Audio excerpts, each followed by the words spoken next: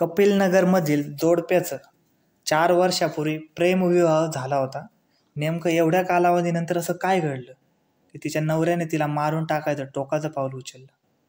पाहूया सर्व काही सविस्तरमध्ये. स्टोरी चालू करण्यापूर्वी मी अपराधाची माती या यूट्यूब चॅनलचा मालक तुम्ही सर्वांना विनंती करतो, पटकन जाऊन आपला चॅनल सबस्क्राईब करा, जेणेकरून नवनवीन स्टोरी पहिल्यांदा तुमच्यापर्यंत पोहोचतील. चला तर मग सुरू करूया. तर ही घटना कपिलनगर पोलीस ठाण्याच्या हद्दीत दीक्षित नगरातील पंचमवैद्य आर्य सोसायटीत घडली. मयत झालेल्या व्यक्तीचे नाव आहे मन्नत उर्फ मीनू दिलप्रीत विक्र, वय 24, आणि आरोपी पती दिलप्रीत उर्फ विक्की कुलविंद सिंह विक्र, वय 30 असे आहे. हा जो आरोपी आहे दिलप्रीत, याचे कपिलनगर चौकात किंग्स ॲक्सेसरीज या नावाने दुकान आहे. त्यामध्ये कार डेकोरेशन आणि वाहनांचे सुट्टे भाग विकले जातात. व्यवसाय पण मस्त चालू होता, मुबलक पैसे येत होते.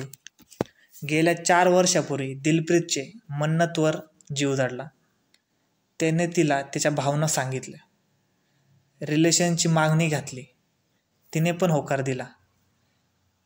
तिला पण तो आवडत होता. दोघांचे प्रेमसंबंध चालू झाले. त्यानंतर काही कालावधीनंतर त्यांनी लग्न करायचे ठरवले. त्यांना एकमेकांचा सहवास आवडत होता. त्यांनी कुटुंबियांना सांगितलं, लग्न करून देण्याबाबत विचारणा केली, परंतु या सर्वात त्यांच्या कुटुंबियाचा विरोध होता. त्यानंतर त्यांनी त्यांच्या कुटुंबाच्या विरोधात जाऊन लग्न केलं. गेली 4 वर्षे संसार सुरळीत चालू होता. दिलप्रीत पण तिला खूप जीव लावायचा. त्यानंतर त्यांच्या सुखात अजून एक भर पडली. त्यांना 2 वर्षापूर्वी एक लहान मुलगा झाला. सर्व काही सुरळीत चालू होतं. घरात आनंद होता. परंतु मन्नत या महिलेचं काय भागलं नव्हतं का काय माहिती. ती आता सुखी संसार सोडून परपुरुषाकडे आकर्षित होऊ लागली होती. तिचे काही दिवसांपूर्वी एका युवकासोबत प्रेमसंबंध निर्माण झाले. काही महिने प्रेमसंबंध सुरू होते, कारण दिलप्रीतला याबाबत काहीही कल्पना नव्हती. पण थोडाफार स्वभाव चेंज झालेला त्याला पण दिसून येत होता. काही कालावधीनंतर मन्नतचे व त्या युवकाचे जास्तच भेटणे गाठभेटी चालू झाल्या. हे सगळं लोकांच्या निदर्शनास येऊ लागलं.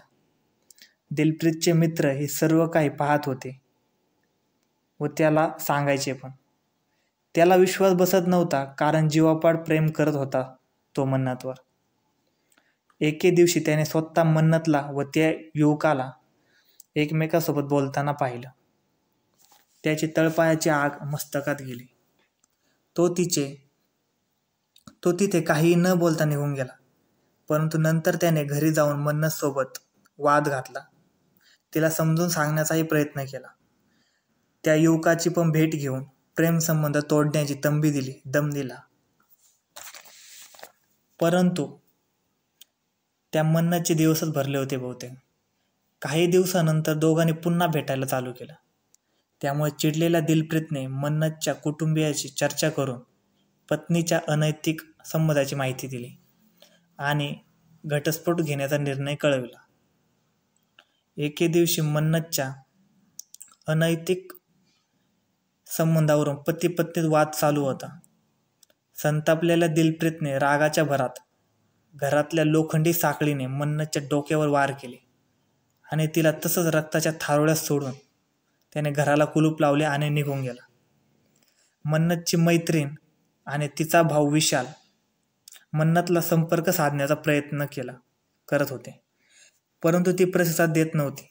भावाला संशय आल्याने तो तिच्या घरी गेला. त्याने कुलूप तोडून घरात प्रवेश केला असता त्याला बहिणीचा मृतदेह दिसला. याआधीच विशाल हा बहीण मन्नतला सोबत घेऊन पोलीस ठाण्यात माझ्या बहिणीला जीवाचा धोका आहे अशी तक्रार द्यायला आला होता. परंतु पोलिसांनी कौटुंबिक वाद आहे असे सांगून तक्रार नोंदवून न घेता घरी जाऊन प्रकरण मिटविण्यास सांगितले. पोलिसांनी वेळेच योग्य तो निर्णय घेतला असता तर आज मन्नतचा जीव वाचला असता. अशाच नवनवीन स्टोरी सर्वात पहिल्यांदा ऐकण्यासाठी आपल्या यूट्यूब चॅनलला सबस्क्राईब करायला विसरू नका.